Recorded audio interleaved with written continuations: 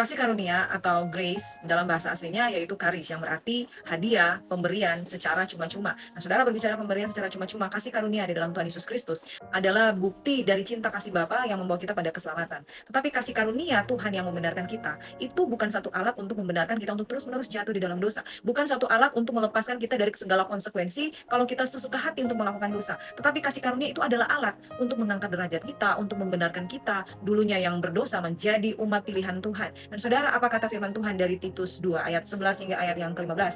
Bahwa kasih karunia Allah menyelamatkan semua orang. Karena kasih karunia Allah yang menyelamatkan semua manusia sudah nyata, ia mendidik kita supaya kita meninggalkan kefasikan dan keinginan-keinginan duniawi, dan supaya kita hidup bijaksana, adil, dan beribadah di dalam dunia sekarang ini, dengan menantikan penggenapan pengharapan kita yang penuh bahagia dan penyataan kemuliaan Allah yang maha besar, dan juru selamat kita Yesus Kristus yang telah menyerahkan dirinya bagi kita untuk membebaskan kita dari segala kejahatan dan untuk menguduskan bagi dirinya suatu umat kepunyaannya sendiri yang rajin berbuat baik. Beritakanlah semuanya itu, nasihatilah dan yakinkanlah orang dengan segala kewibawaanmu, janganlah ada orang yang menganggap engkau rendah. Saudara, kalau kita lihat firman Tuhan hari ini mengatakan kasih karunia itu menyelamatkan semua orang. Jadi saudara, kasih karunia Allah tidak mengelompokkan kita menjadi orang-orang yang sensitif terhadap satu pengajaran, tidak mengelompokkan kita menjadi orang-orang yang fanatismenya sempit. Tetapi kasih karunia ini menyelamatkan semua orang tanpa batas, menyelamatkan semua orang dari segala macam suku, kaum, dan bahasa.